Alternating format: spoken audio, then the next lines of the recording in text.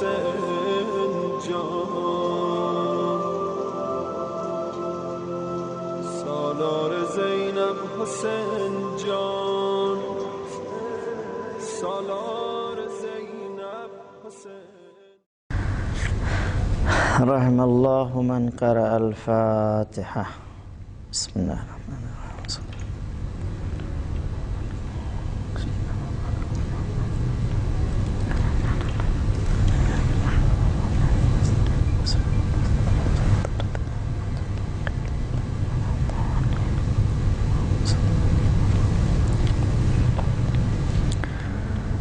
لا حول ولا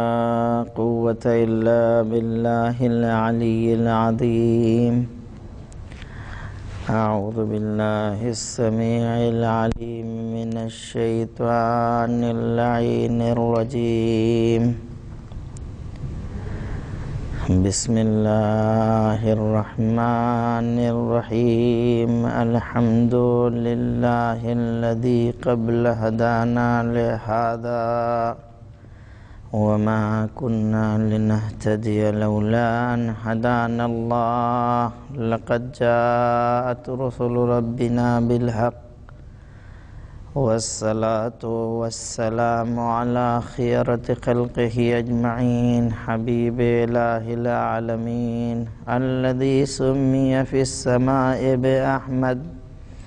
وفي الأرض بأبي القاسم المصطفى محمد. اللهم صل على محمد وآل محمد وعلى آله الطيبين الطاهرين المعصومين المظلومين،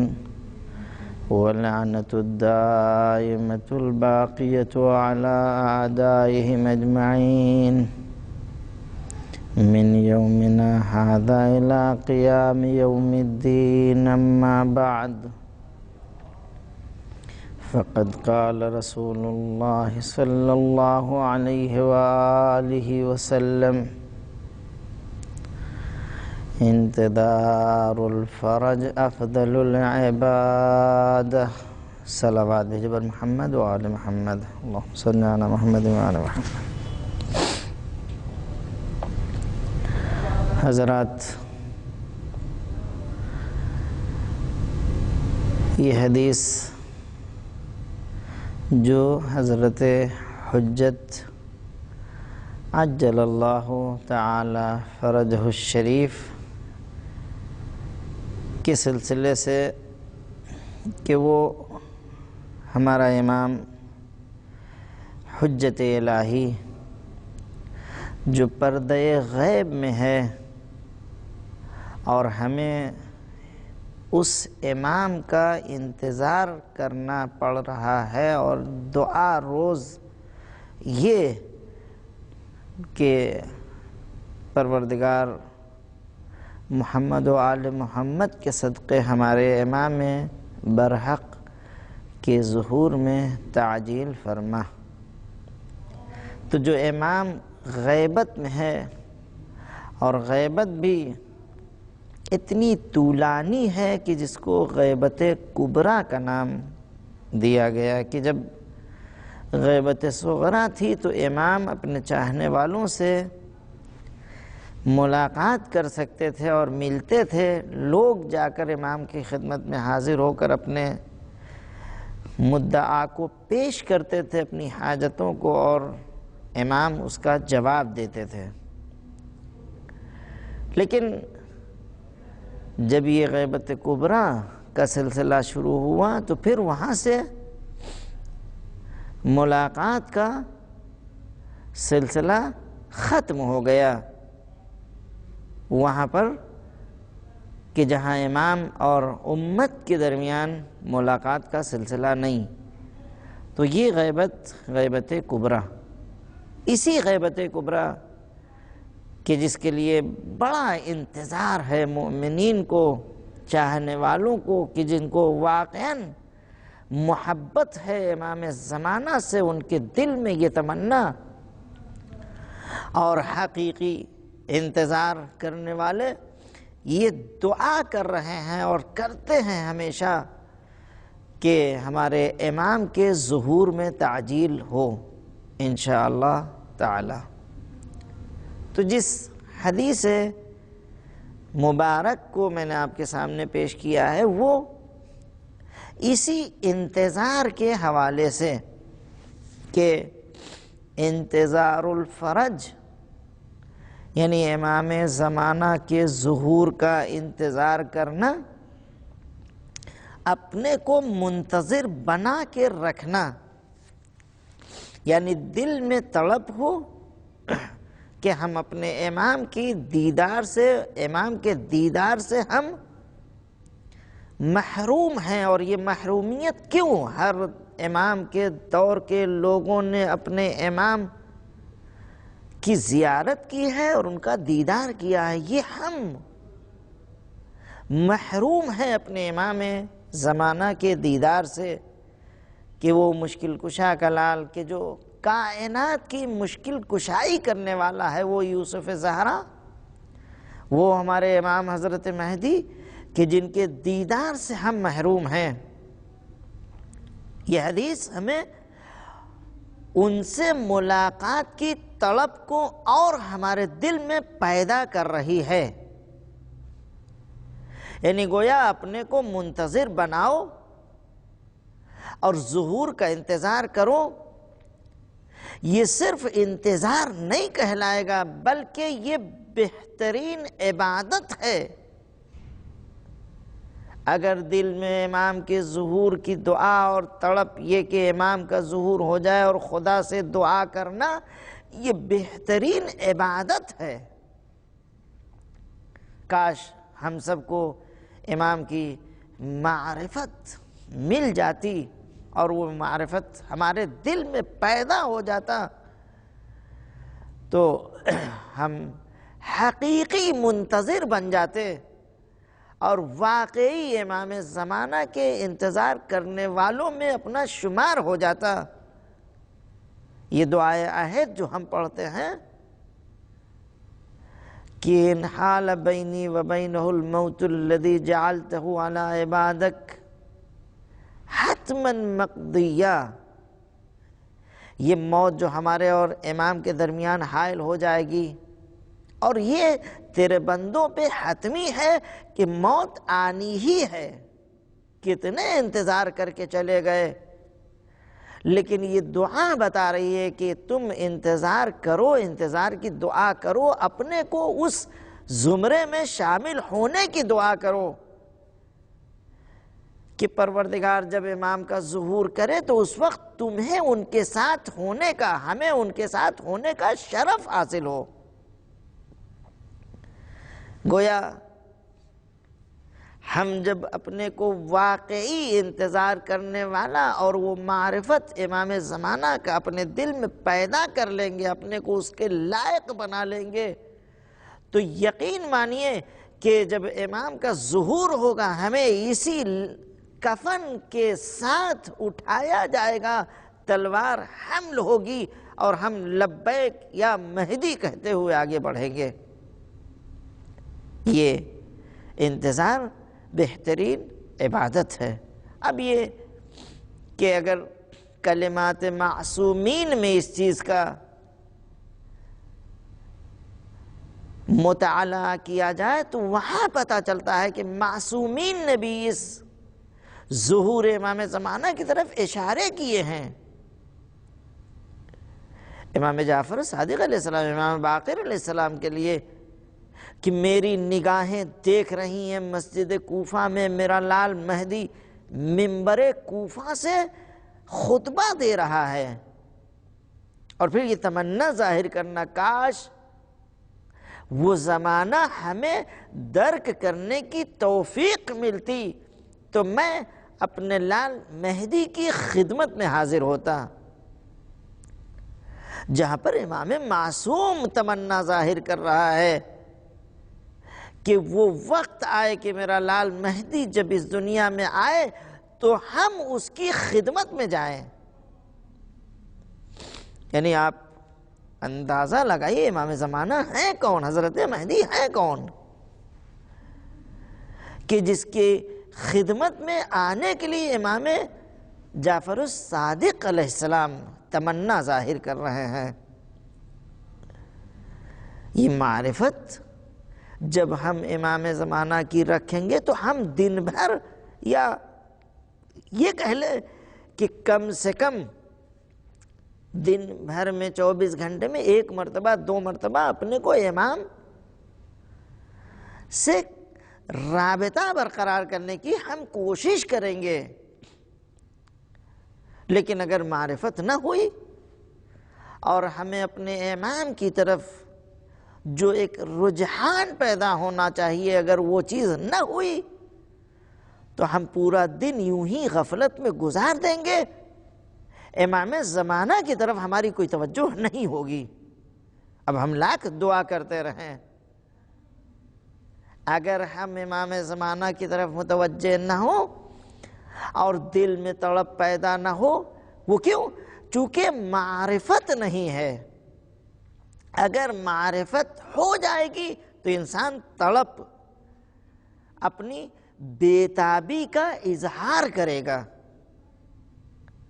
روایات آپ دیکھیے اسی معرفت کے سلسلے سے کہ حضور سرور کائنات حضرت محمد مصطفیٰ صلی اللہ علیہ وآلہ وسلم نے جو فرمایا اللہم عرفنی نفسک ان لم تعرفنی نفسک لم اعرف رسولک، اے میرے اللہ تو اپنی معرفت ہمیں، اپنی شناخت ہمیں دے دے، اگر تیری معرفت ہمیں نہ ملی تو میں تیرے رسول کو نہیں پہچان سکتا۔ اللہم عرفنی رسولک ان لم تعرفنی رسولک لم اعرف حجتک، اے میرے اللہ تو اپنے رسول کی معرفت ہمیں عطا کر دے، اگر تیرے رسول کی معرفت ہمیں نہ ملی تو ہم تیری حجت کو نہیں پہچان سکتے۔ اللہم عرفنی حجتک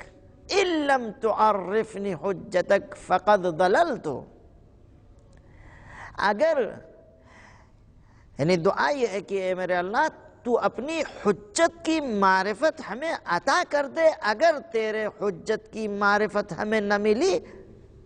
تو ہم گمراہ ہو جائیں گے۔ یہ معرفت کا ایک باب ہے۔ اللہ کی معرفت ہم پہلے حاصل کریں تو رسول کی معرفت ہمیں ملے گی، رسول کی معرفت ہمیں حاصل ہو تو ہمیں حجت الہی کی معرفت ہوگی۔ یعنی گویا حجت الہی کی معرفت موقوف ہے رسالت کی، نبوت کی معرفت، اور رسالت و نبوت اور حجت کی معرفت موقوف ہے اللہ تعالیٰ کی معرفت۔ یعنی اللہ تعالیٰ کی معرفت کے ذریعے سے ہم اس چیز کی طرف کہ اس نے اپنے رسول بھیجے، اپنے نبی بھیجے اور اس زمین کے لیے قیامت تک حجت بنا کر کسی کو بھیجا ہے، تو یقیناً اس کی معرفت ہمیں ہونی چاہیے۔ روایت ہمیں اس معرفت کی طرف جو بتا رہی ہے، ہمیں رہنمائی کر رہی ہے کہ معرفت کی دعا کرو تاکہ تم معرفت امام اور حجت الہی کی معرفت سے پورے طور سے تم آگاہ رہو۔ یا وہ حدیث آپ دیکھیے، من مات ولم یعرف امام زمانہ فقد مات میتۃ جاہلیہ، کچھ اسی حدیث سے ملتی ہوئی یہ حدیث ہے کہ اگر کوئی شخص مر جائے اور اپنے وقت کے امام کی معرفت نہ رکھے، بغیر معرفت کے مر جائے، گویا وہ جاہلیت کی موت۔ یعنی روایت ہمیں جو معرفت امام کے حوالے سے باتیں کر رہی وہ یہ کہ بغیر معرفت امام کے مر جاؤ گے، یہ تمہاری موت جاہلیت کی موت ہوگی۔ اور اس حدیث میں کہ ہمیں حجت الہی کی معرفت کی دعا کرنی چاہیے کہ پروردگار اپنی حجت کی معرفت ہمیں عطا کرے۔ اگر معرفت حجت الہی نہ ہوئی تو ہم ضلالت کی موت مریں گے۔ یہاں سے ابھی تک یہ مقدمتاً میں نے یہ باتیں عرض کی ہیں، اب میں چاہتا ہوں تھوڑی دیر امام زین العابدین علیہ السلام نے جو امام زمانہ کے حوالے سے گفتگو کی ہے اور دعاؤں میں آپ کا نام لیا ہے، دعاؤں میں امام کے ظہور کو بیان کیا ہے، دعا میں امام زمانہ کے انتظار کرنے والوں کا، دوران غیبت منتظرین کا اشارہ کیا ہے، اور جو اس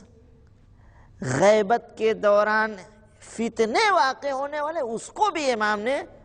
تفصیلاً بیان کیا ہے کہ غیبت امام میں کیا کیا فتنے واقع ہوں گے، اور پھر دوران غیبت جو واقعات ہوں گے ان کی طرف بھی اشارہ کیا ہے۔ خاص طور سے اگر دیکھا جائے تو امام زین العابدین علیہ السلام نے یہاں تک کہ غیبت کے بعد نتیجہ کیا ہوگا اس کو بھی امام نے اشارہ کیا ہے۔ یہ جو امام زین العابدین علیہ السلام نے اس دعا میں جو اشارہ کیا ہے، آپ یہ دیکھیے کہ کن صفات کے ساتھ امام زین العابدین علیہ السلام اشارہ کر رہے ہیں۔ ہر زمانے میں امام کا ہونا ضروری ہے، اور امام تو ہوگا ہی، یہ تو اللہ کا وعدہ ہے اور اس کا پیمان ہے، لیکن ہماری ذمہ داری بنتی ہے کہ جس امام کے لیے اللہ تعالیٰ نے ہر زمانے میں رکھا ہے تو ہمیں حکم دیا ہے کہ ہم اس کی اطاعت کریں، یعنی صرف امام کا ہونا کافی نہیں ہے بلکہ ہم اس کی اطاعت بھی کر دکھائیں۔ جب امام ہوگا اور وہ حکم دے گا، اس حکم کی اطاعت ہمیں کرنے کی ضرورت پڑے گی، ورنہ آپ دیکھیے ائمہ کے زمانے میں چاہنے والے بہت تھے اور بہت خاص چاہنے والے تھے، لیکن کبھی کبھی امام کے فرمان کی اطاعت سے روگردانی کرتے تھے اور امام کے فرمان کو نہیں سنتے تھے۔ بہت سی مثالیں ہیں، چاہے مولا امیر المومنین کا زمانہ لے لیجئے، یا امام حسن علیہ السلام کا زمانہ لے لیجئے، امام زین العابدین علیہ السلام کا، یعنی اس طریقے سے لوگوں نے اپنے امام کی اطاعت نہیں کی۔ امام زین العابدین علیہ السلام اشارہ کر رہے ہیں امام کا ہر دور میں ہونا ضروری ہے، لیکن ضروری کے ساتھ ساتھ اس امام کے وجود میں، اس امام کے حضور میں ہمیں اس کی اطاعت کرنے کی ضرورت ہے۔ اگر اطاعت نہیں کریں گے تو پھر اس امام کو امام مانا نہیں ہے، گویا اس کی معرفت نہیں ہے۔ معرفت کا تقاضا یہ ہے کہ جیسے ہم اسے امام برحق مان رہے ہیں تو اس امام کی اطاعت ہم پر واجب ہے۔ کاش ہم اپنے امام وقت کی معرفت کما حقہ اپنے دل میں پیدا کر لیں، اور جب امام کی اطاعت کا وقت آئے تو ہم اس امام کی اطاعت کرتے ہوئے نظر آئیں۔ صرف امام کو مان لینا کافی نہیں ہے بلکہ امام کے فرمان کی اطاعت کرنا یہ مہم ہے، یہ کمال ہے۔ جو اصحاب امام کے ان اس درجے تک پہنچے ہیں، انہوں نے معرفت کے ذریعے سے اپنے کو اس منزل کمال تک پہنچایا ہے۔ تو ضرورت آج ہمیں بھی ہے اپنے امام کے فرامین کی اطاعت کریں، اور جب اطاعت کریں گے تو ہمیں وقت کا سلمان و بوذر کہا جائے گا، ہمیں وقت کا سعید و زہیر کہا جائے گا۔ پہلے ہم اپنے کو اطاعت کی منزل میں تو لے جائیں۔ آپ بتائیے کون امام راضی ہوگا؟ کیا امام زمانہ ہم سے راضی ہوں گے کہ ہم احکام دین کو ترک کریں، واجبات الہی کو چھوڑ دیں اور بس ہم امام کے محبت اپنے دل میں رکھیں؟ بس قطعاً یہ بات، ہرگز یہ بات قابل قبول نہیں ہے۔ ہمیں پہلے واجبات الہی پہ عمل کرنا پڑے گا اور پھر امام کی اطاعت، اور امام کی اطاعت ہی یہی ہے جیسے انہوں نے سجدہ معبود میں سر رکھا اور عبادات انجام دی، ہمیں بھی ان کی سیرت پر چل کر ہمیں عبادت الہی، واجبات الہی کو انجام دینا پڑے گا، ساتھ میں محرمات الہی کو ترک کرنا پڑے گا۔ یعنی گویا جس طریقے سے واجبات کو انجام دینا ضروری ہے، ویسے ہی محرمات کو ترک کرنا یہ اطاعت امام کی ایک شق ہے، ایک پہلو ہے کہ اطاعت امام اسی وقت ہوگا جب ہم واجبات کو انجام دیں گے، اور واجبات کے انجام دینے میں ہمیں سستی نہیں، ہمیں واجبات کے انجام دینے میں یعنی جو حکم جیسا ہے ہمیں ویسا انجام دینا پڑے گا۔ یہ ہے امام زین العابدین علیہ السلام کا حکم کہ امام کی اطاعت۔ اور پھر اسی دعا میں امام سجاد علیہ السلام حضرت کے ظہور کی اور ان کی نصرت اور ان کی حفاظت کی بھی دعا کر رہے ہیں۔ یعنی گویا امام زین العابدین کی نظر میں حضرت حجت کا ظہور اور یہ نصرت کرنے والے دل میں تمنا رکھ رہے ہیں اور یہ دعا کر رہے ہیں، میرے اللہ میرے امام کے ظہور میں تعجیل کر، اور جب وہ آ جائیں تو ہمیں ان کے ناصر و مددگار میں قرار دے۔ امام زین العابدین علیہ السلام نے پہلے اشارہ کر دیا ہے۔ یہ نصرت ہے کیا کہ جس کو ہم دعا کر رہے ہیں؟ نصرت کا مطلب یہ ہے کہ جب امام آ جائیں گے، امام کو بڑے بڑے عہدوں کی ضرورت ہوگی، افراد کی ضرورت ہوگی، ہمیں اپنے کو آمادہ کرنا ہوگا کہ کل جب امام کا ظہور ہو جائے تو ہم جب ان کی خدمت میں پہنچے تو امام ہمیں کوئی ذمہ داری دیں، اس ذمہ داری کو ہم نبھا سکیں۔ یہ اسی وقت ہوگا جب ہم اپنے کردار کو، کیریکٹر کو ایسا عمل کے اعتبار سے بنا چکے ہوں گے کہ ہمارا کردار کربلا والوں سے مل رہا ہو، ہمارا کردار اصحاب حسین سے مل رہا ہو، ہمارا کردار معصومین کے اصحاب سے مل رہا ہو، تب ہم کہیں اس لائق بنیں گے کہ امام ہمیں نام لے کے پکاریں گے، آؤ آؤ تمہیں یہ ذمہ داری دی جا رہی ہے، اور اس وقت ہم اس ذمہ داری کو نبھا سکیں۔ یہ ہے نصرت کی دعا۔ صرف نصرت یعنی امام کو لڑنے اڑنے کی ضرورت نہیں ہوگی، وہ تو تلوار چلائیں گے خود، وہ ثانی حیدر ہوں گے، وہ مشکل کشا کے لال ہوں گے، وہ یوسف زہرا ہوں گے، وہ ذوالفقار ان کے پاس ہے، لیکن افراد کی ضرورت ہے جو عمل اور کیریکٹر کے اعتبار سے اتنے عالی ہوں کہ امام انہیں آواز دے کے بلا لیں۔ یہ نصرت اور حفاظت کی دعا امام زین العابدین علیہ السلام، اور پھر امام کے ظہور کا نتیجہ کیا ہونے والا ہے اس کو بھی امام زین العابدین علیہ السلام نے دعا میں اشارہ کیا ہے کہ ظہور کے بعد جو نتیجہ ہونے والا ہے وہ یہ کہ جو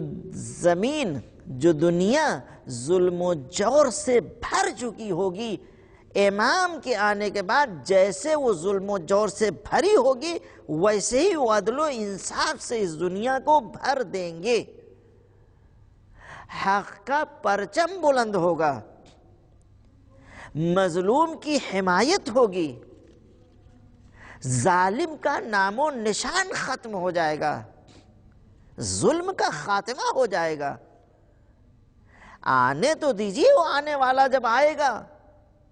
صرف حق کا بول بالا ہوگا، باطل ختم ہو جائے گی۔ تو یہ امام زین العابدین علیہ السلام جو ظہور مہدی کا نتیجہ، اور پھر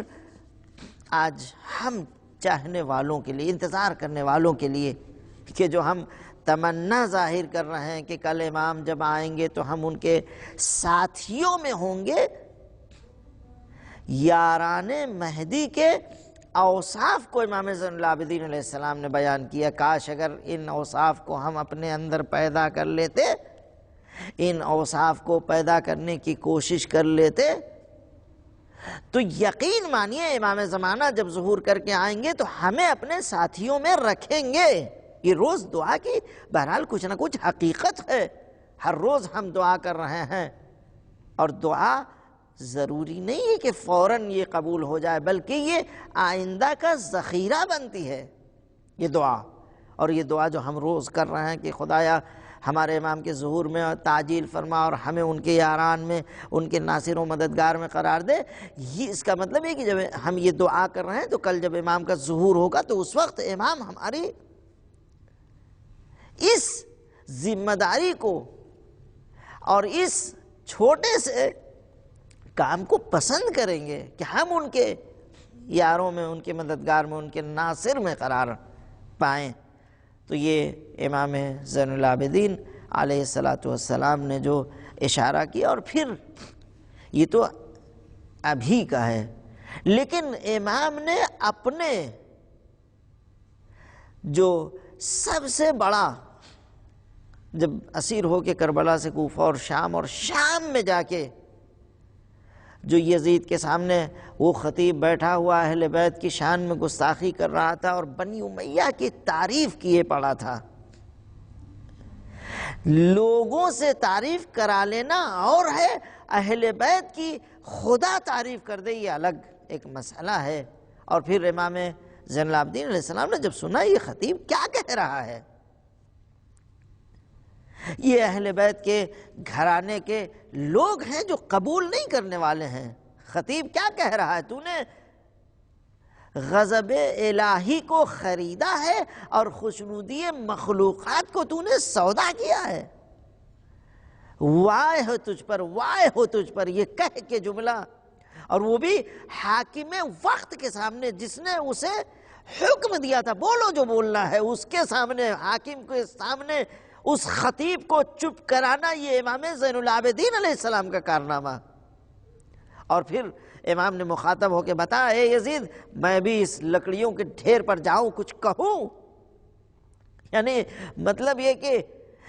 اس کی نظر میں، حاکم کی نظر میں، خطیب کی نظر میں یہ منبر تھا، لیکن امام زین العابدین علیہ السلام نے اس منبر کو جو تعبیر کیا وہ یہ کہ یہ لکڑیوں کا ڈھیر ہے بس۔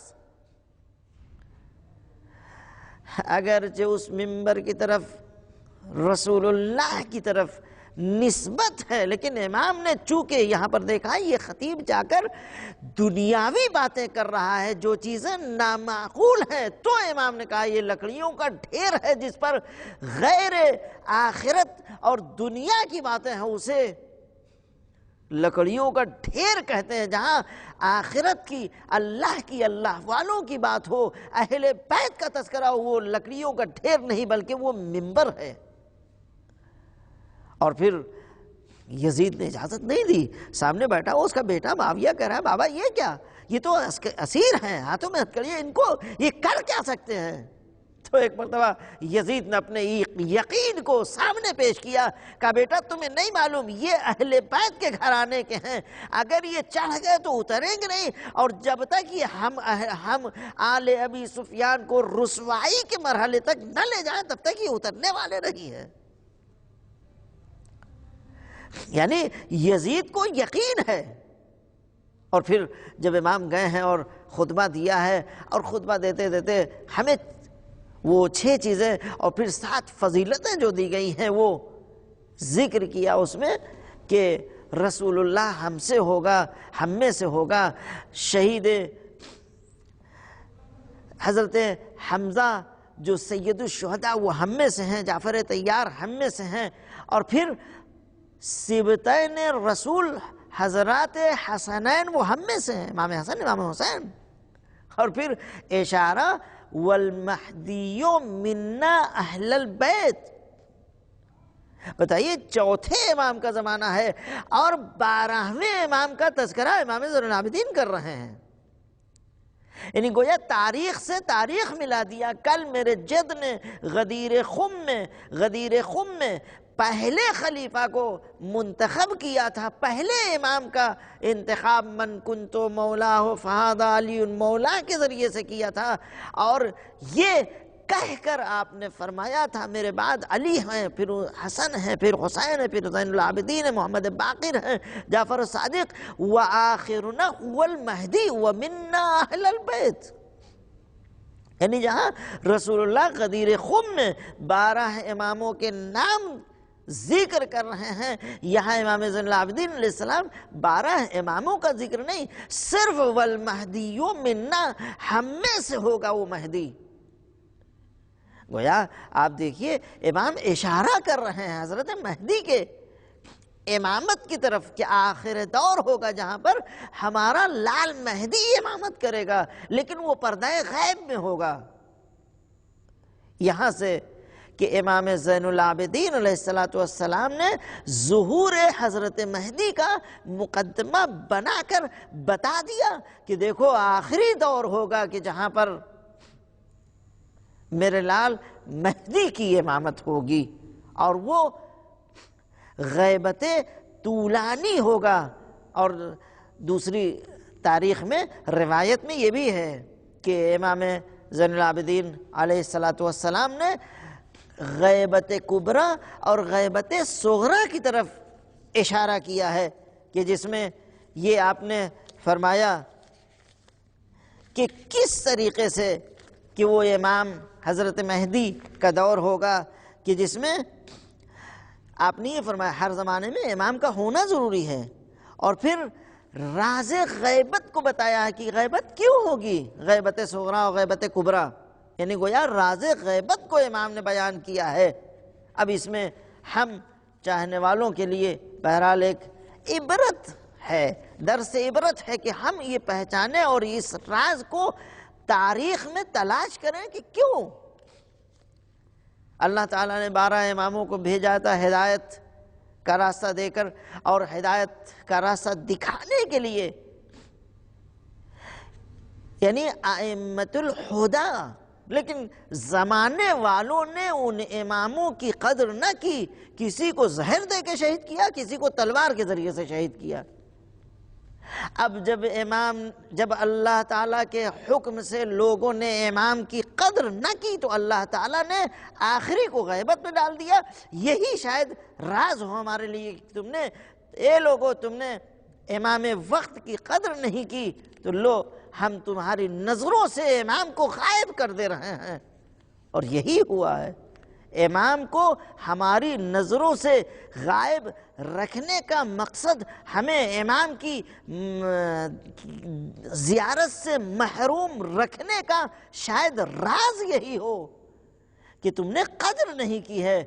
اب تو ہم کم سے کم امام کی طرف متوجہ ہو جائیں اور ان کی معرفت اپنے دل میں پیدا کر لیں، اپنے طلب کو ہم ظاہر کریں، اور پھر ہم انتظار کریں امام کا، اور وہ امام یقیناً ہم پر نظر کیے ہوئے ہیں۔ اللہ تعالیٰ نے یہ توفیق جو ہمیں دی ہے، کم سے کم ہم امام کی اطاعت میں ہیں اور اس کی معرفت پیدا کر کے اپنے کو امام کا حقیقی چاہنے والا اور انتظار کرنے والا بنا لیں۔ اور پھر امام نے غیبت کبریٰ اور غیبت صغریٰ کا ذکر کیا ہے کہ 2 غیبتیں ہوں گی۔ حضرت مہدی کے 2 غیبت کی طرف امام زین العابدین صاحب اشارہ کر رہے ہیں کہ ایک غیبت طولانی ہے، ایک غیبت صغریٰ ہے کہ جس کی مدت 70 سال 69 ایئرز ہے، اور غیبت کبریٰ جو ابھی تک چل رہی ہے، قیامت تک چلنے والی، جب تک امام آئیں گے نہیں۔ یہ ہمارے لیے درس عبرت ہے کہ امام زین العابدین علیہ السلام نے غیبت کبریٰ اور غیبت صغریٰ کی طرف اشارہ کیا ہے۔ اور پھر خود دوران ظہور کیا ہوگا، ان تمام چیزوں کو بھی امام زین العابدین علیہ السلام نے بیان کیا ہے۔ کاش ہم ان روایات کو پڑھتے اور معصومین کے ارشادات کو امام زمانہ کے حوالے سے جو تاریخ میں ہے اگر ان چیزوں کو پڑھتے تو ہمیں بہرحال وہ جذبہ، وہ حوصلہ، وہ عمل، یہ کیریکٹر بنانے کا، کردار بنانے کا موقع ملتا۔ آج ہمیں ضرورت اسی بات کی ہے جو حدیث میں نے پڑھی کہ امام کی معرفت ضروری ہے۔ اگر امام کی معرفت نہ ہو تو ہمیں ضلالت ہے، ہمیں جاہلیت کی موت ہے۔ یہ یہاں تک مختصر آپ کے سامنے معروضہ پیش کیا جسے امام زین العابدین علیہ السلام نے خاص طور سے خطبہ شام میں والمہدی منا، یعنی کائنات کو بتا رہے ہیں تم نے جو ظلم کیا ہے، تم نے جو یہ مصیبتیں ڈھائی ہیں، یاد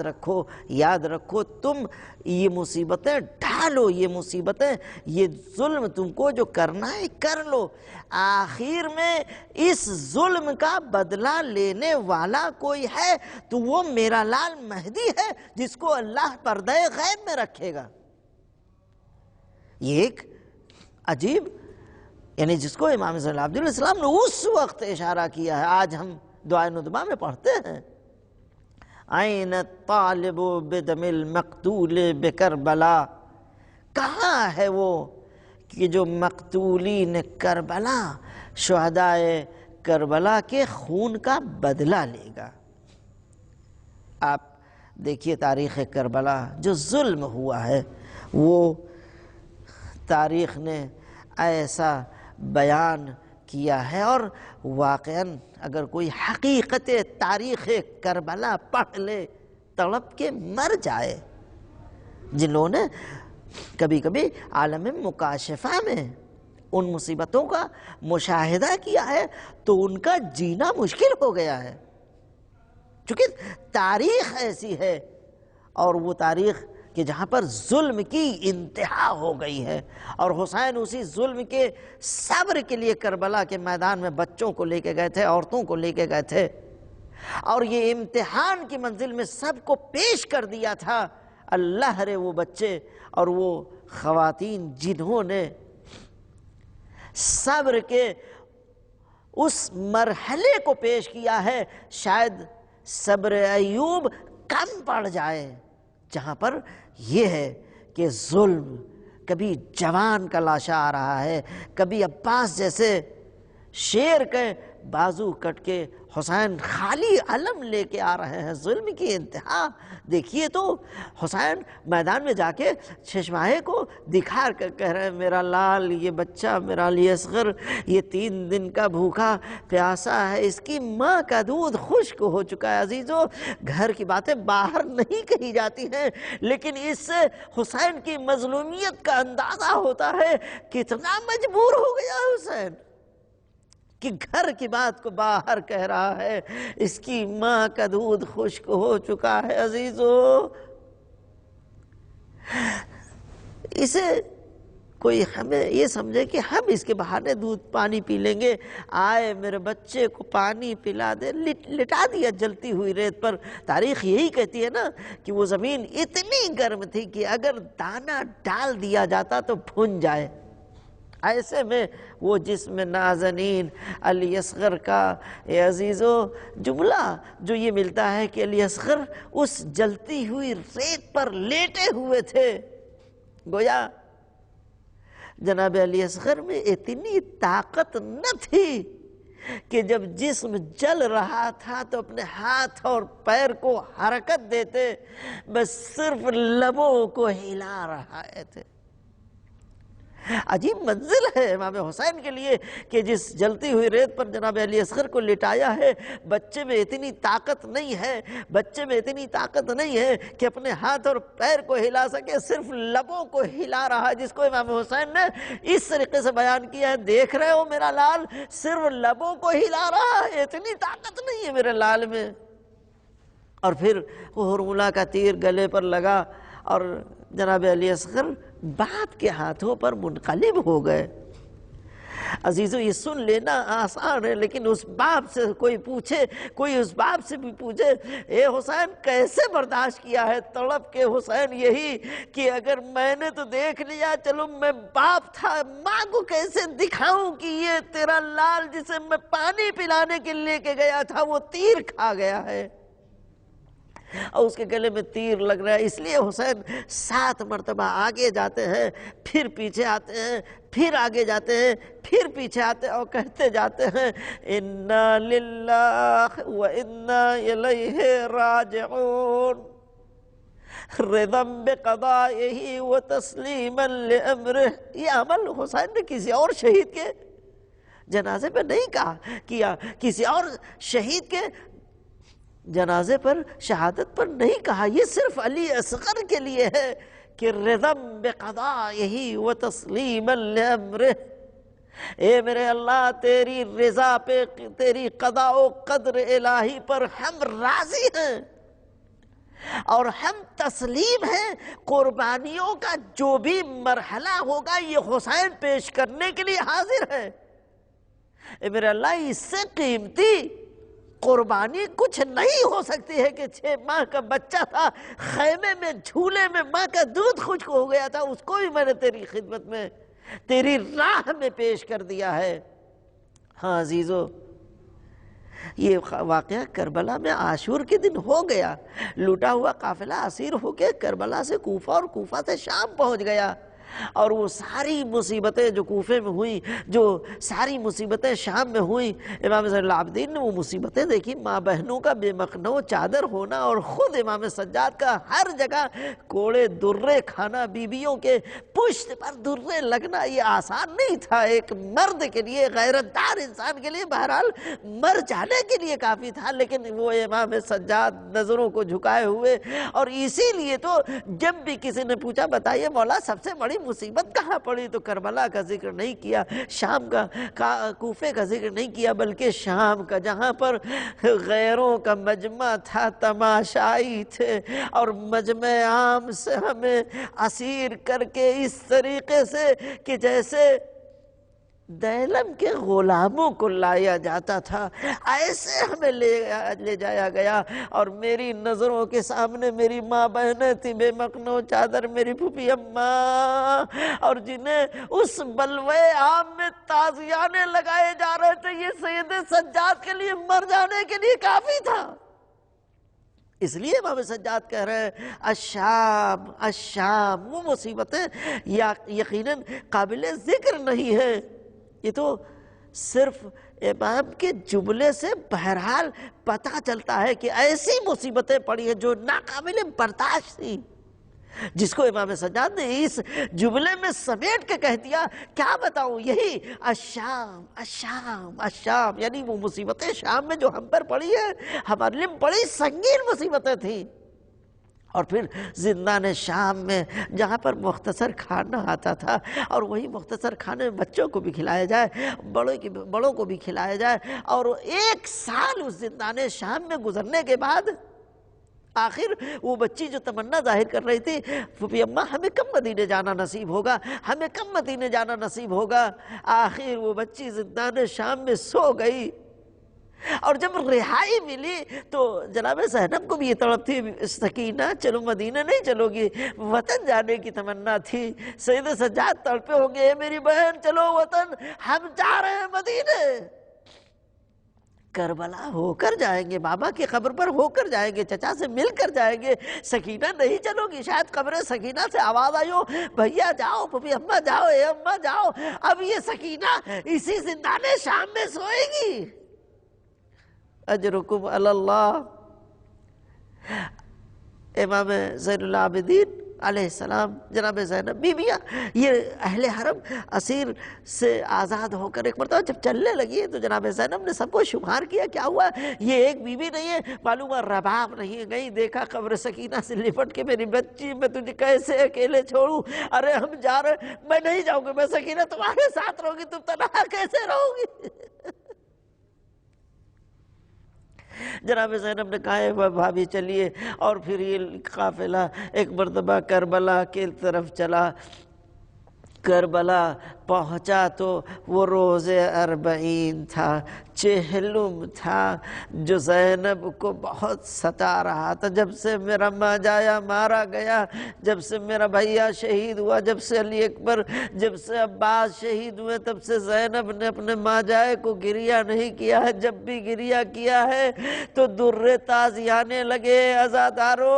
حسین پہ جتنا رونا چاہو رو لو، زینب کو پرسہ دے دینا، اے بی بی آپ کو رونے نہیں دیا گیا، لو ہم عزادار آپ کے ماں جائے پر رو رہے ہیں، آپ کے ماں جائے کی مصیبتوں کو یاد کر کے ہم گریہ کر رہے ہیں۔ ہاں عزیزو، یہ قافلہ کربلا پہنچا تو تو سب سے پہلا زائر 40 کے دن جابر ابن عبداللہ انصاری قبر حسین پر گریہ کر رہے تھے، تو ایک مرتبہ محسوس ہوا کوئی آیا تو کوئی کہہ رہا تھا چچا جابر ہٹ جاؤ، اے چچا جابر بابا کی قبر سے ہٹ جاؤ، ارے پھوپھی اماں آ رہی ہیں جو 1 سال سے تڑپ رہی تھی کہ اپنے ماں جائے کو گریہ کرے، آج قبر حسین پر آ کر پھوپھی اماں گریہ کریں گی۔ ہاں زادارو، یہ 40 وہ ہے کہ جہاں پر زینب اپنے ماجائے کا چہلم کرنے آئی ہے۔ اے عزیزو، ایک آدمی کا چہلم ہو تو کہا جاتا ہے، لیکن 72 کا چہلم کرنا ہے زینب کو عباس کا بھی چہلم کرنا ہے، زینب کو علی اکبر کا بھی چہلم کرنا ہے، زینب کو حسین کا بھی چہلم کرنا ہے، زینب کو علی اصغر کا بھی چہلم کرنا ہے، زینب کو اصحاب حسینی کا بھی چہلم کرنا ہے۔ زینب کس کو روئے، زینب کس پر گریہ کرے؟ یہ 40 جو جاتے ہیں وہاں پر جناب زینب کی یہ سنت ہے 40 حسین۔ اسی لیے تو ہر انسان تڑپ رہا، ہمیں کربلا جانا نصیب ہو، ہمیں کربلا جانا نصیب ہو۔ اے میرے اللہ، جن کے دل میں تمنا ہے کربلا کی زیارت، اے میرے اللہ انہیں کربلا کی زیارت نصیب فرما۔ ہاں بس ایک مرتبہ وہ زینب قبر حسین پر پہنچی، اے بھیا ہمیں اسیر کر کے کربلا سے کوفہ و شام در در پھرایا گیا، اس قدر پشت پہ درے لگے، زینب اب پشت سیاہ ہو چکی ہے اور ان دروں کو اب برداشت کرنے کی طاقت نہیں ہے۔ اے بھیا، جو آپ نے امانت دی تھی وہ زندان شام میں سکینہ سو گئی، اسے میں واپس نہ لے آ سکی۔ اے بھیا، بہت ستایا گیا، اور وہ بچی یاد کر کے تڑپ کر یہی کہتی تھی، بابا، چچا، بھیا کہاں گئے؟ اے پھوپھی اماں، کیا ہم اسی زندان میں رہ جائیں گے؟ ہمیں مدینے جانا نصیب نہیں ہے۔ سَيَعْلَمُ الَّذِينَ ظَلَمُوا أَيَّ مُنْقَلِبٍ يَنْقَلِبُونَ۔ پروردگار تجھے واسطہ ہے محمد و آل محمد کا، ہمیں اہل بیت کی معرفت، خدا کی اطاعت کی توفیق عطا فرما۔ پروردگار ہم سب کو جہاں کہیں بھی شیعیان حیدر کرار، ان کے جان و مال، عزت و آبرو کی حفاظت فرما۔ پروردگار جو مقروض ہیں ان کے قرضوں کو ادا فرما، جو حاجت مند ہیں ان کی حاجتوں کو پوری فرما، جنہوں نے التماس دعا کہا ہے شہداء کربلا کے صدقے، ان کی دعا، حاجات اور تمناؤں کو قبول و مقبول فرما۔ دنیا ظلم جور سے بھرتی جا رہی ہے، امام کے ظہور میں تعجیل فرما، ہم سب کو حج و زیارات سے مشرف فرما، ہمارے دلوں میں اہل بیت کی محبت کو اضافہ فرما، ہمارے تمام گناہان صغیرہ و کبیرہ کو معاف فرما، ہمارے مرحومین حاضرین اور جو سامعین ہیں ان کے اموات کی مغفرت فرما، اور ہمارے امام کے ظہور میں تعجیل فرما، ہمیں ان کے آوان و انصار میں قرار دے۔ اللہم صلی علی محمد۔